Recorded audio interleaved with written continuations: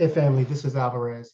And if you can see my screen, what you're looking at right now is a setup that I have on a virtual private server where I have COTP, the COTP platform, my account, my wife's account, and I'm running a script on both of our profiles in order to automate the transaction process for the COTP script. And this is running on a virtual private server, not on my home computer. But what I've done is I have a remote desktop connection or remote access to this particular server. And I'm doing that because a server allows me to have this running at all times, 24/7. The virtual server does not disconnect from the internet. It does not power down. It does not go to sleep or on standby. And I use my computer at home for various other things. And this just is my preferred method of automating my process. So I'm going to show you how I did this. And first I will reduce this. Actually, I'm going to go ahead and disconnect from this remote desktop, and we'll come back to it later. I'll show you kind of how I do it. So the remote desktop the virtual private server that I use is called Ionos. You can use whichever one you prefer, but this setup is going to be using the Ionos. And what you would do is you've got, just like most virtual private server services, there are lots of different services to choose from, and so it might be confusing. I think that's why I'm really doing this video, is because it might be really confusing for people to know which, what should I be ordering, what should I be getting if I want to do this on a virtual private server and not just on my home machine. So basically what you do here is, if you're looking at Ionos, you would you want to go to the VPS where it says host with dedicated resources. Avoid all the other stuff. We're not doing business emails or anything like that. So we just want the virtual private server. You'll see where it says dedicated resources, unlimited traffic, $2 a month. C plans. If you navigate to C plans, Ionos has different sort of sizes that you can choose from. The size that we want, the smallest size that we can use for the purpose that we're using it for is the VPS medium. So that's VPS-M. You'll want to configure that. You'll notice it's $4 per month, then $7 per month after the first 6 months. So, and then you'll see that this build that we're going to do in total will cost $24 a month or $27 a month after the first 6 months. And you'll see why in just a moment. So if you hit configure, it'll take you to the opportunity to choose operating system and the various other parameters. The important thing is we want to use Windows, and that's what makes that additional $20 a month. We're doing this, we want a Windows environment, so we need to choose that. The system version management system, we can leave that the same. The Windows server is all we need. We don't need the other. The data center location is up to you. That's your choice of where you want your data center to be located. The default here is going to be the United States. Cloud backup is not necessary for what we're using this for, so we don't need the cloud backup. We just hit continue. And when we do that, we'll go to a shopping cart that will show us that the first thing will be charged today will be $4, and it will be the first bill, the first invoice will add that $20 a month. That's the license to use the Windows server. And so altogether, it'll be $24, but the first time is just going to be $4. We don't need the recommended add-ons, so we can avoid that. We would then just go to continue. I already have a service with Ionos, so I think if I go to continue, it will just sort of start charging me. So I won't do that. But for you, you either choose PayPal or continue, in which case you will then be prompted to enter your credit card information and you purchase it that way. Once you've made that purchase, which doesn't take very long, you will then be prompted, you'll have a next steps, and you'll be prompted to go to your My Ionos login. So you want to go to your login, and when you log in, you'll see you'll see something that looks like this. Just a moment. Let me go ahead and finish logging in here.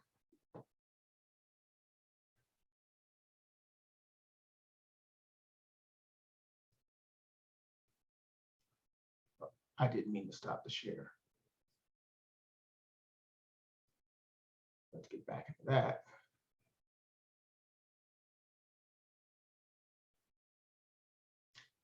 Okay, so once you logged in to the account, you'll see something like this. Now, depending on how soon you do this, after you've made the purchase, you may not see all 7 of these boxes, and some of these boxes might have might have the word locked in red. This just means that your server is still configuring itself. So it takes altogether about 40 minutes for your server to fully configure. But there's a point at which you will see, when you log in, you'll see these 7 options. And the one that matters to us is the one called servers and cloud. So you'll click that, servers and cloud. And when you click that, it will take you to a page where you can see some detail about the server that you've set up. So we just wait for that to load. Once that loads, you'll see the very first server you've set up is cloud server 0. Your status, if you've done this just after you made the purchase, your status will not look like mine. Mine is a green dot that says on. This is what you want to get. When you first purchase this, for the first 40 minutes or so, you will have kind of what looks like a rainbow, and it will be ticking up percentage, right? So it's a completion bar. And you'll watch the percentage tick up all the way to 100%. You don't have to watch it. You can go away and come back and do the next part later if you'd like to, and just pause this video and then just come back to it when you get your server on the green dot. Okay. Once you have it there on the green dot, you can click Cloud Server, and it will drop down some information that's important to us. It'll drop down the host address. This is the address for you to remotely connect to the desktop that you're creating. The user is the username that will be used to log in to that connection. And the initial password is an initial password that is generated by Ionos. So it's not your password that you use to log into the myionos.com.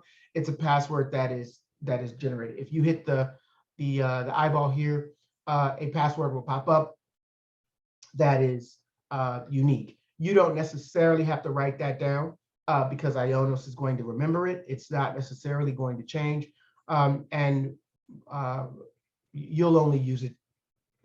You'll only use it one time. Your remote desktop connection will be set to remember it later. So what you can do is, if you're on a PC, the steps will be a little bit different on a Mac. But if you're on a PC, you will just you can download this remote desktop connection, which will create the connection and ask you for the password. It won't ask you for the administrator. It won't ask you to type in the host name, but it will ask you for the password, which you'll get when you click this eyeball. You just need to click the eyeball, copy that password, and then paste it into the connection space where it's asking you to do that. Once you've done that, you don't really need to come back to this screen again. And so you can do what you want with this screen. What will happen is when you go to the remote desktop server, I already have one of these downloaded here. So it's connecting here. It's not going to ask me for that password because I've already done that one time and it remembers the password, but it will take me to this new desktop here. So you see, this is a Windows desktop environment where I have you can see two web browsers, 2 Chrome browsers, and this is my setup. But again, you won't see that. You wouldn't see that, obviously. What you would see, let me show you the view. What you would see is a clean desktop just like this, even cleaner than this, because you won't have these shortcuts to Chrome browser here. All you'll have is the recycle bin and Microsoft Edge. What you'll then do is open Microsoft Edge.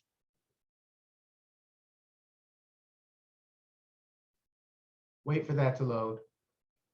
It's going to give you, your view will be a little different because it'll be the first time you're opening Microsoft Edge. Just imagine you bought a brand new computer. So Microsoft Edge is going to want you to set up personalization, synchronization, all of those things. You can ignore all of that. Okay, you just want to click forward enough that you can type something in the search bar. And what you'll type in the search bar is Google Chrome, because all we want to do is download Google Chrome. Microsoft Edge is going to tell you that there's no need to download a new web browser because they can do things that Chrome can do. That's fine, but that's not, we don't care about that. So we're just going to go forward and download the Chrome browser. So whatever you've got to do, just ignore that, bypass that, whatever, get to Google Chrome download. Okay, so that's what you want to do.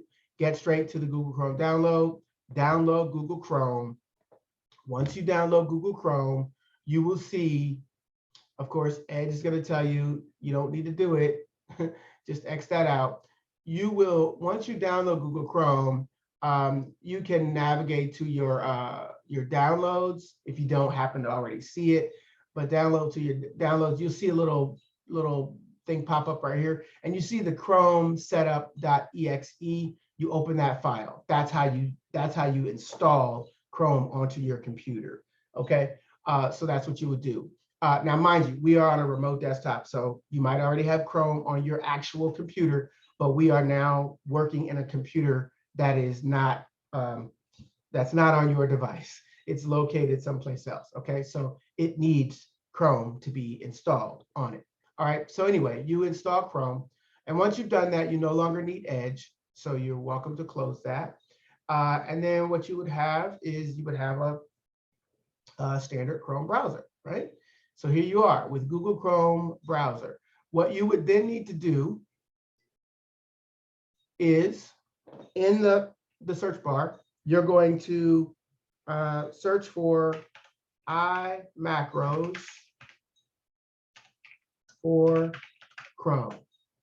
Okay, imacros for Chrome. And when you see that, you can click it, imacros for Chrome, and you'll see that it's an extension. Instead of saying remove from Chrome, in fact, let's give you a new view real quick. I should have done this already. But instead of saying remove from Chrome, it'll ask you to add it to Chrome. So let me show you what that looks like.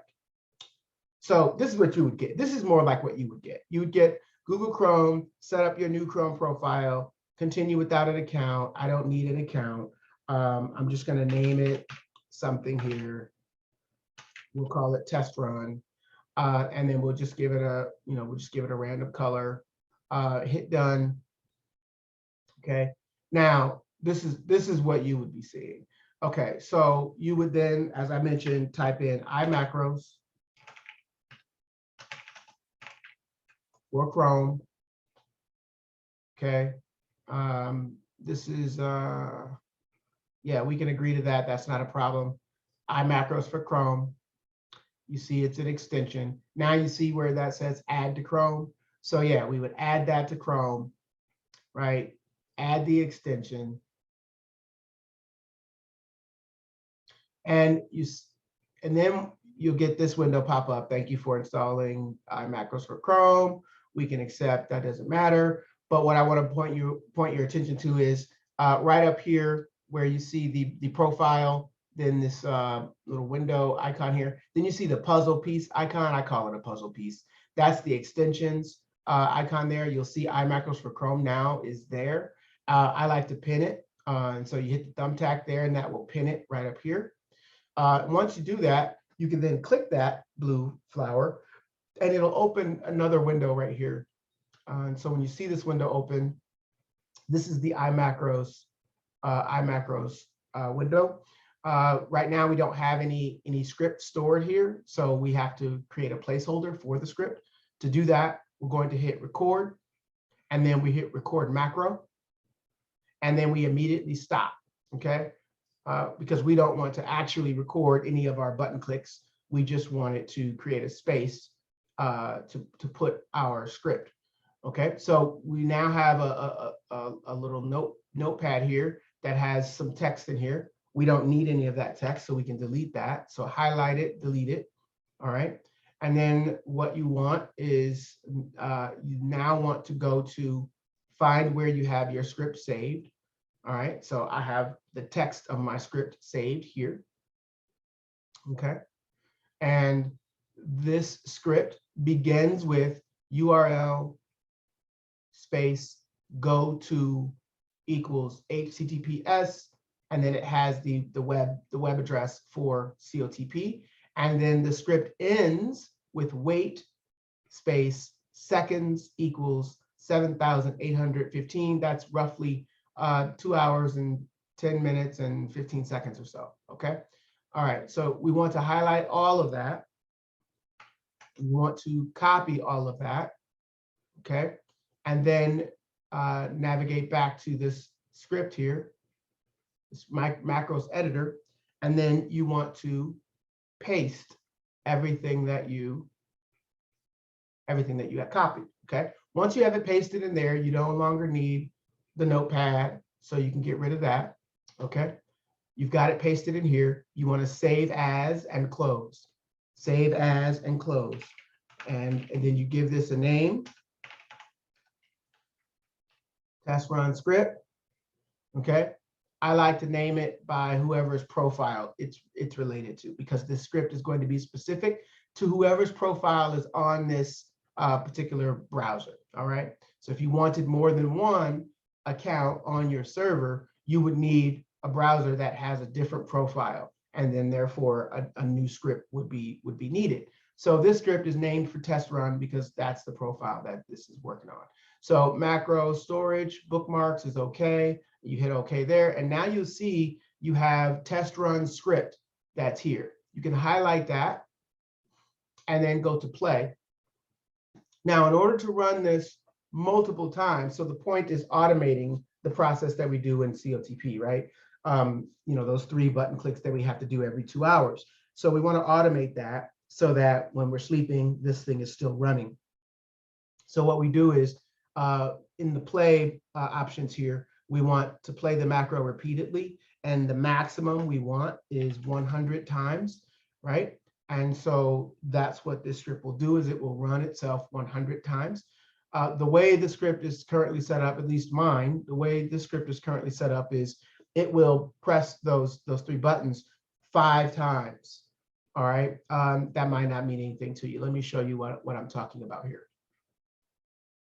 So if you go play macro, all right, so play the loop, and you see it pops up, and then look over here. It now navigated to the site. Now I'm going to pause it because this is what you would see when you hit play macro for the very first time, play the loop for the very first time. It's going to navigate to COTP, and you will not be logged in here. And so what you'll want to do is log in to COTP using your login address or your phone number and your password. All right, you log in. Once you've logged in, then you can stop this script and then hit play loop again, and it will then run the script, and it should run the script fine. Now, in order for the script to run fine, you need to have funds in your wallet. Okay, you need to have funds in your wallet. If you don't have funds in your wallet, so 2 things. If you have not yet funded COTP, you need to do that before you set up the script. The script will not run correctly if you don't have any funds in COTP. All right, so that's the first thing. The second thing is, even when you have funds in COTP, you need to have a wallet balance. So you see here, right, I have funds in COTP, the total assets, 28,000. In the transaction is 28,675. My wallet balance is too small, right, to actually engage in a transaction. And so it's too small for the script to actually run. The script does not read the screen to know whether or not there are funds there. if I hit play, it will just simply play. And so you want to, if you've been operating COTP manually, you want to wait until your funds are back into your wallet balance. Do not hit the buttons yourself with your thumbs if you're planning to set up the script. Once you set up the script, it will do all of that for you. All right, so that's the important thing to know. It will, like I said, it will, you know, we know that we can operate the COTP from our phones on our own, but once you have the script running, you no longer need to do that. You can watch it from your phone and see sort of what happens every couple of hours, but there's no need for you to actually enter in any manual trades unless you want to. Just remember that if you enter manual trades, if you enter in any manual trades while the script is running, you essentially will have unsynced that particular amount that you traded manually from your script, and it won't sync back up until you leave it alone. So just kind of know that. Now, 100, last thing I'll say is 100 loops. So we said play macro repeatedly, and we set the max to 100. 100 loops will get you about 7 or 8 days. All right. And so just keep that in mind. You'll see that I'm currently on 54, the 54th loop out of 100. So, you know, I'm about halfway, a little more than halfway through my 8 days.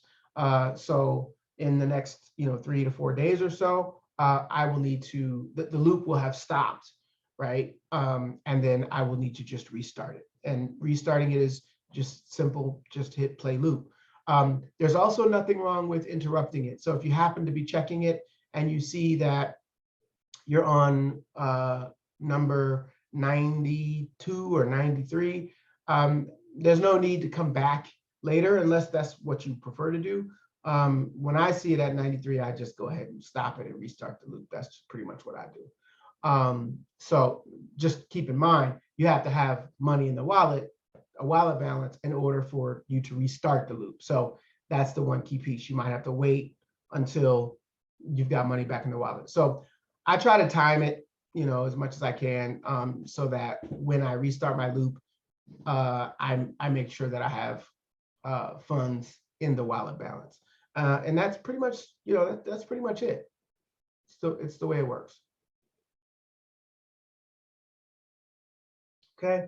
All right. So I hope that was helpful to you. And I'm going to go ahead and stop this now.